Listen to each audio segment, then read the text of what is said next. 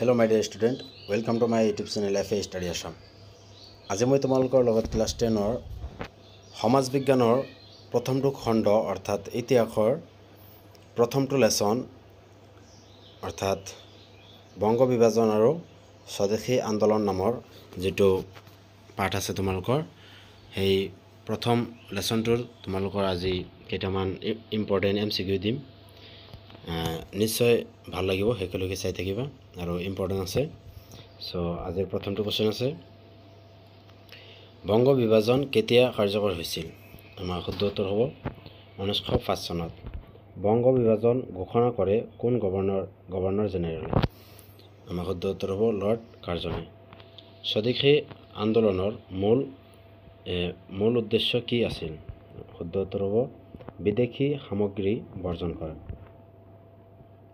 স্বদেশী আন্দোলনত মহিলা সক্ৰিয়তা দেখা পোৱা গৈছিল শুদ্ধ উত্তৰ হ'ব ৰাজনৈতিক কাৰ্যত স্বদেশী আন্দোলনৰ ফলত কোনটো শিল্প উন্নত হৈছিল শুদ্ধ উত্তৰ হ'ব টেক্সটাইল বংগ পুনৰ একত্ৰিত কৰা হয় কেতিয়া শুদ্ধ উত্তৰ হ'ব 1911 চনত বংগ ভংগৰ বিৰুদ্ধে কেৱল বিক্ষোভ নহয় সংগঠিত আন্দোলনৰ ৰূপ লৈছিল শুদ্ধ উত্তৰ হ'ব স্বদেশী আন্দোলন ৰেগুলেটিং এক্ট কেতিয়া প্ৰচলিত হৈছিল শুদ্ধ উত্তৰ হ'ব 1773 চনত ৰেগুলেটিং এক্ট 1773 অনুসৰি কাক গভৰ্ণৰ জেনেৰেল হিচাপে নিযুক্তি দিয়া হৈছিল শুদ্ধ উত্তৰ হ'ব ৱাৰেন হেষ্টিংছক ফৰ্ট উইলিয়ামৰ গভৰ্ণৰে কাৰ শাসনত সহায় কৰিবলগীয়া হৈছিল শুদ্ধ উত্তৰ হ'ব লেফটেনেণ্ট গভৰ্ণৰ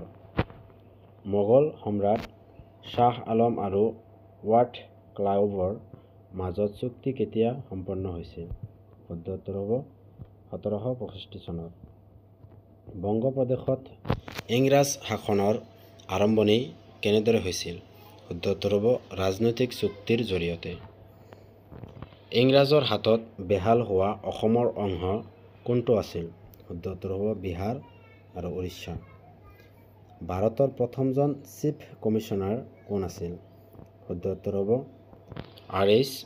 কেটিংছ প্ৰেসিডেন্ট পদৰ বিকাশ কোন গভৰ্ণৰৰ সময়ত হৈছিল শুদ্ধ উত্তৰ হ'ব লৰ্ড ডালহাউচিৰ সময়ত বংগ বিভাজনৰ সময়ত অসমৰ মুখ্য আয়ুক্ত কোন আছিল শুদ্ধ উত্তৰ হ'ব জে বামফ্লে ডে ফুলাৰ 1874 চনত লৰ্ড নাৰ্থবৰ্কে কি কাৰণত বংগ বিভাজনৰ প্ৰস্তাৱ দিছিল শুদ্ধ উত্তৰ হ'ব ভাৰতীয় জনসংখ্যাৰ বেছি হোৱা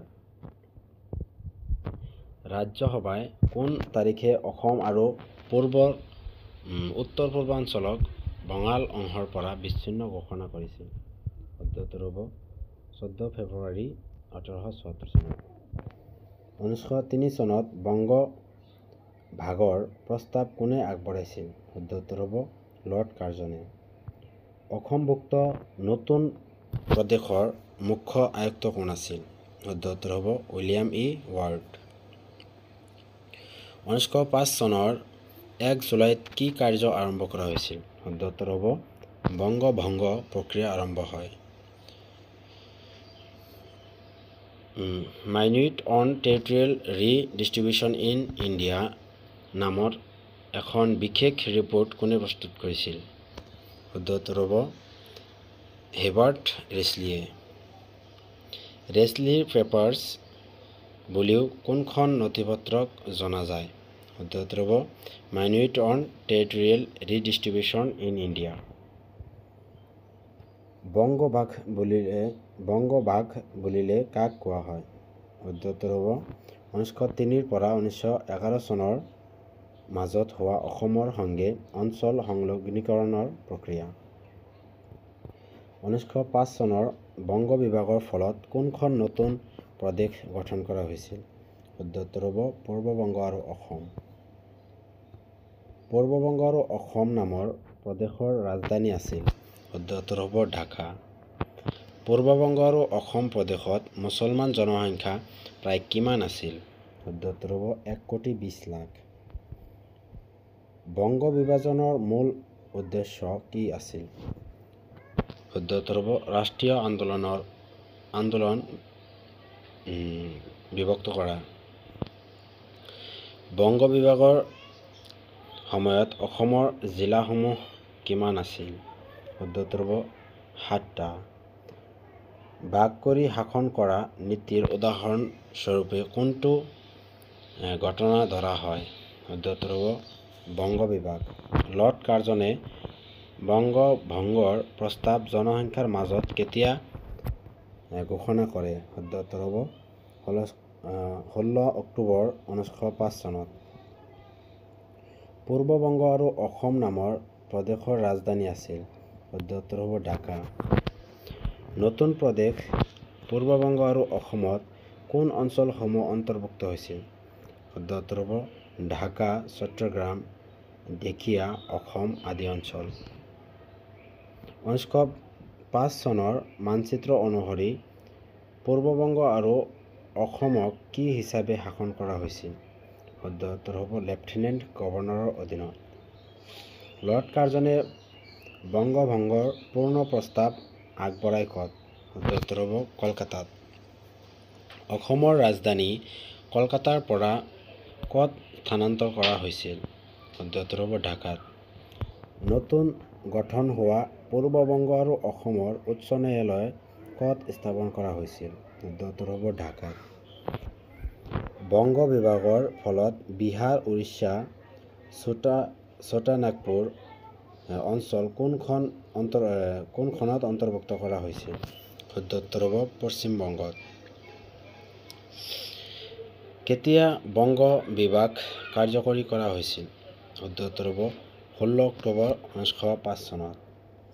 স্বদেশী আন্দোলনৰ আৰম্ভণি কেতিয়া হৈছিল? শুদ্ধ উত্তৰ হ'ব 1905 চনত। স্বদেশী আন্দোলনত মুখ্যভাৱে নেতৃত্ব দিছিল কোনে? শুদ্ধ উত্তৰ হ'ব হৰেন্দ্ৰনাথ বেনাৰ্জীয়ে। স্বদেশী আন্দোলনৰ উদ্দেশ্য কি আছিল? শুদ্ধ উত্তৰ হ'ব বিদেশী বস্তু বৰ্জন কৰা। বংগ বিভাগ কেতিয়া কাৰ্যকৰী হৈছিল? শুদ্ধ উত্তৰ হ'ব 16 অক্টোবৰ 1905 চনত। বংগ সৰ্বনাশ নামে নিবন্ধটো কোনে লিখিছিল? শুদ্ধ উত্তৰ হ'ব কৃপালানি মিত্ৰই। প্ৰথম প্ৰতিবাদী সভাটি ক'ত অনুষ্ঠিত হয়? শুদ্ধ উত্তৰ হ'ব বৰিশালত। কোনে বংগ জাননী তৈ প্ৰাণম কবিতাটি ৰচনা কৰিছিল? শুদ্ধ উত্তৰ হ'ব ছুফি মতলবে। কোন তাৰিখে ছাত্ৰ সন্মিলনী গঠিত হয়? শুদ্ধ উত্তৰ হ'ব 7 আগষ্ট 1905 চনত। 23 ছেপ্টেম্বৰ 1905 তাৰিখে ক'ত বৃহৎ বিৰোধী সভা অনুষ্ঠিত হৈছিল? শুদ্ধ উত্তৰ হ'ব উত্তৰ কলকাতাৰ বজাৰ ঘাটত। 16 অক্টোবৰ 1905 তাৰিখে 1905 চনত কি ৰূপে পালন কৰা হয়? শুদ্ধ উত্তৰ হ'ব শোক দিৱস। বংগ ভংগৰ বিৰোধিতা কোনে বাঁহী সংগীত গাইছিল? শুদ্ধ উত্তৰ হ'ব ৰবীন্দ্ৰনাথ ঠাকুৰ। 16 অক্টোবৰ 1905 তাৰিখে ছাত্ৰসকলে বিদ্যালয়ৰ কোন ঠাইত উপস্থিত হোৱাৰ আহ্বান জনোৱা হৈছিল? খালী ভিত্তিত। বংগভংগ আন্দোলনৰ এক প্ৰধান লক্ষ্য কি আছিল? শুদ্ধ উত্তৰ হ'ব দেশভক্তি আৰু ৰাষ্ট্ৰীয় একতা। স্বদেশী আন্দোলনৰ মূল উদ্দেশ্য কি আছিল? শুদ্ধ উত্তৰ হ'ব বিদেশী সামগ্ৰী বৰ্জন কৰি স্বদেশী সামগ্ৰী ব্যৱহাৰ কৰা। স্বদেশী আন্দোলনৰ সময়ত ক'ত বোমা বিস্ফোৰণ হৈছিল? শুদ্ধ উত্তৰ হ'ব চপাত। স্বদেশী আন্দোলনৰ সময়ত কোনখিনি অঞ্চল আন্দোলনৰ প্ৰভাৱত আছিল? শুদ্ধ উত্তৰ হ'ব দিল্লী, মহাৰাষ্ট্ৰ, উত্তৰ পূৰ্বাঞ্চল।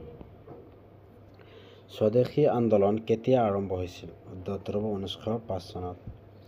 কোনখন আলোচনাত স্বদেশী আন্দোলনৰ স্বদেশী সাহিত্যৰ বিষয়ে উল্লেখ পাইছিল? শুদ্ধ উত্তৰ হ'ব যুগান্তৰত। স্বদেশী আন্দোলনৰ সময়ত বন্দে মাতৰম গানটোৰ ৰচয়িতা কোন আছিল? শুদ্ধ উত্তৰ হ'ব বংকিম চন্দ্ৰ চেটাৰ্জী। বংগদৰ্শন কাক সম্পাদনা কৰিছিল? শুদ্ধ উত্তৰ হ'ব বংকিম চন্দ্ৰ চট্টোপাধ্যায় অৰ্থাৎ চেটাৰ্জী। ৰবীন্দ্ৰ সংগীতৰ দ্বাৰা কোন আন্দোলনৰ ভাৱধাৰাক বিস্তাৰিত কৰা হৈছিল? শুদ্ধ উত্তৰ হ'ব স্বদেশী আন্দোলন। নিচিনৰ কোনটো গীত স্বদেশী আন্দোলনত ব্যাপকভাৱে গোৱা হৈছিল?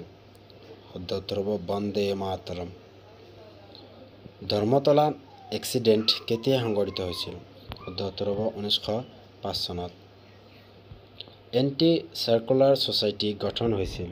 শুদ্ধ উত্তৰ হ'ব সতীশ চন্দ্ৰ মুখোপাধ্যায়ত। দি ডন পত্ৰিকাৰ সম্পাদক আছিল? শুদ্ধ উত্তৰ হ'ব সতীশ চন্দ্ৰ মুখোপাধ্যায়। জামালপুৰত জাতীয় বিদ্যালয় প্ৰতিষ্ঠা কৰিছিল? শুদ্ধ উত্তৰ হ'ব পূৰ্ণেন্দু দয়াল। বেংগল টেকনিকেল ইনষ্টিটিউট ক'ত প্ৰতিষ্ঠা কৰা হৈছিল?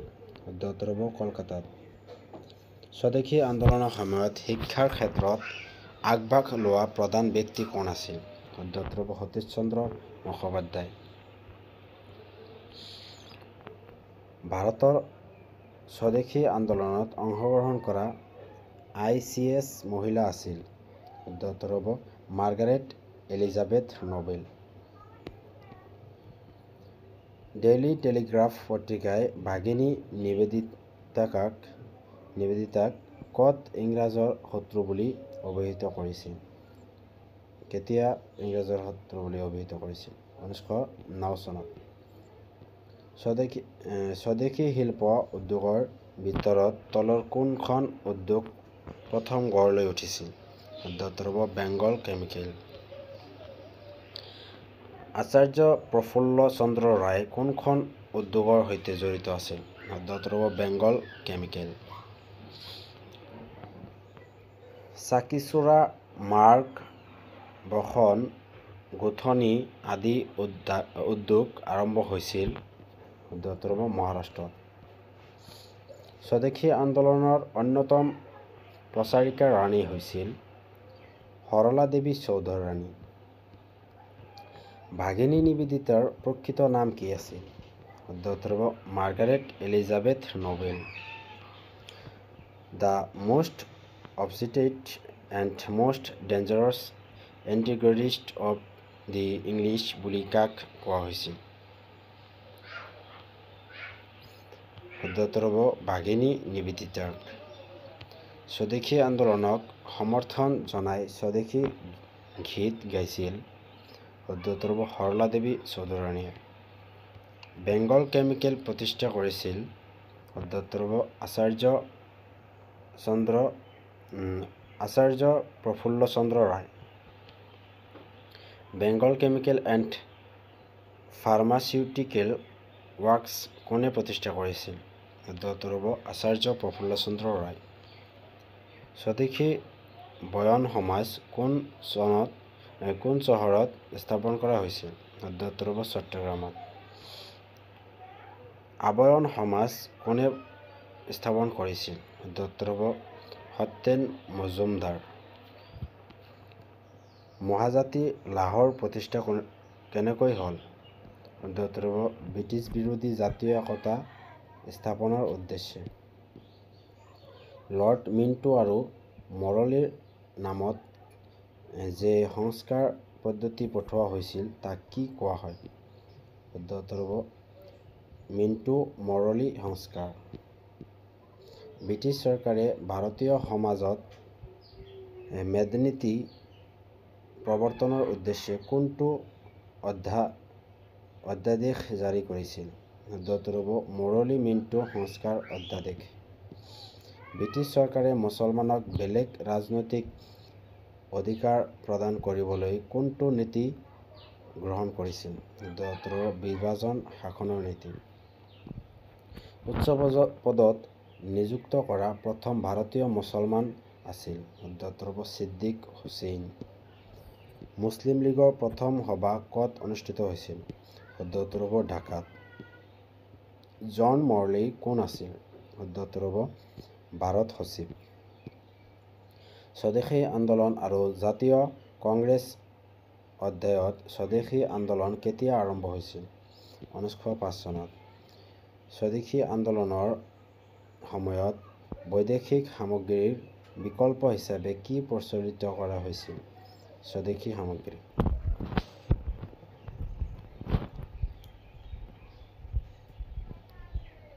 স্বদেশী আন্দোলনৰ সময়ত কোন সংগঠনটো অগ্ৰণী ভূমিকা গ্ৰহণ কৰিছিল?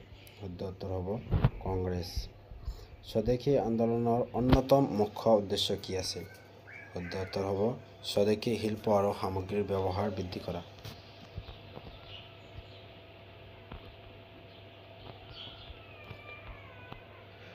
সবৰ্ণ আন্দোলন বিৰোধী কাৰ্যপন্থা কাক উদ্দেশ্য কৰি চলোৱা হৈছিল? শুদ্ধ উত্তৰ হ'ব স্বদেশী আন্দোলনক। বংগভংগৰ সময়ত কংগ্ৰেছ কিমান সময় স্বদেশী আন্দোলনৰ নেতৃত্ব দিছিল? শুদ্ধ উত্তৰ হ'ব 7 বছৰ। নিম্নলিখিত কোন তিনিজন নেতাই ছবি এটাত একেলগে দেখা গৈছে? শুদ্ধ উত্তৰ হ'ব ৰাজগোপাল আচাৰ্য, বাবু গংগাধৰ তিলক, বিপিন চন্দ্ৰ পাল। সবৰ্ণে স্বদেশী আন্দোলনৰ ওপৰত কোন ধৰণৰ ব্যৱস্থা লৈছিল? শুদ্ধ উত্তৰ হ'ব দমনমূলক পদক্ষেপ। স্বদেশী আন্দোলনৰ এটা গুৰুত্বপূৰ্ণ অৰিহণা কি আছিল? শুদ্ধ উত্তৰ হ'ব ৰাজনৈতিক শিক্ষা আৰু গণচেতনাৰ বৃদ্ধি। Administration and exploitation will go hand in hand, এই উক্তিটো কোনে কৰিছিল? শুদ্ধ উত্তৰ হ'ব লৰ্ড কাৰ্জনে। স্বদেশী আন্দোলনৰ সময়ত ব্ৰিটিছ চৰকাৰৰ বিৰুদ্ধে কিদৰে প্ৰতিবাদ জনোৱা হৈছিল? শুদ্ধ উত্তৰ হ'ব বিদেশী সামগ্ৰী বৰ্জন আৰু স্বদেশী সামগ্ৰী ব্যৱহাৰ। স্বদেশী আন্দোলনৰ জৰিয়তে বিশেষকৈ কোন দিশৰ ওপৰত গুৰুত্ব আৰোপ কৰা হৈছিল? শুদ্ধ উত্তৰ হ'ব দেশীয় উদ্যোগ, শিক্ষা আৰু আত্মনিৰ্ভৰশীলতা। স্বদেশী আন্দোলনৰ এক গুৰুত্বপূৰ্ণ দিশ আছিল। শুদ্ধ উত্তৰ হ'ব ধৰ্মীয় সামাজিক একতা। স্বদেশী আন্দোলনে অসমৰ ওপৰত কেনেধৰণৰ প্ৰভাৱ পেলাইছিল? শুদ্ধ উত্তৰ হ'ব দলে দলে ছাত্ৰই বিদেশী সামগ্ৰী বৰ্জন কৰিছিল। লৰ্ড কাৰ্জনৰ শাসনকালৰ সময়ত বংগভাগ কেনেকুৱা এটা ঘটনা আছিল? শুদ্ধ উত্তৰ হ'ব ৰাজনৈতিকভাৱে অত্যন্ত গুৰুত্বপূৰ্ণ ঘটনা। বংগভাগৰ ঘোষণা কেতিয়া কৰা হৈছিল? শুদ্ধ উত্তৰ হ'ব 1905 চনৰ 16 অক্টোবৰত। লৰ্ড কাৰ্জনে কিয় কৈছিল যে বাঙালীসকলক বেলেগ কৰিব লাগিব? শুদ্ধ উত্তৰ হ'ব তেওঁলোক অধিক ৰাজনৈতিকভাৱে সক্ৰিয় আছিল। স্বদেশী আন্দোলনৰ জৰিয়তে কোন দিশৰ ওপৰত বিশেষ গুৰুত্ব আৰোপ কৰা হৈছিল? শুদ্ধ উত্তৰ হ'ব দেশীয় উদ্যোগ, শিক্ষা, ভাষা আৰু শিল্প। বংগভাগৰ প্ৰতি দেশবাসীৰ প্ৰতিবাদ কিহৰ ৰূপ লৈছিল? গণ আন্দোলন আৰু স্বদেশী আন্দোলনৰ। স্বদেশী আন্দোলনৰ সময়ত কোনটো বোধ সৃষ্টিৰ প্ৰয়াস কৰা হৈছিল? শুদ্ধ উত্তৰ হ'ব আত্মনিৰ্ভৰশীলতা। Thank U. আজি এইখিনি আছিল। ভাল লাগিলে ভিডিঅ'টো লাইক কৰিবা, কমেণ্ট কৰিবা, শ্বেয়াৰ কৰিবা আৰু ছাবস্ক্ৰাইব কৰিবা চেনেলটো। Thank U.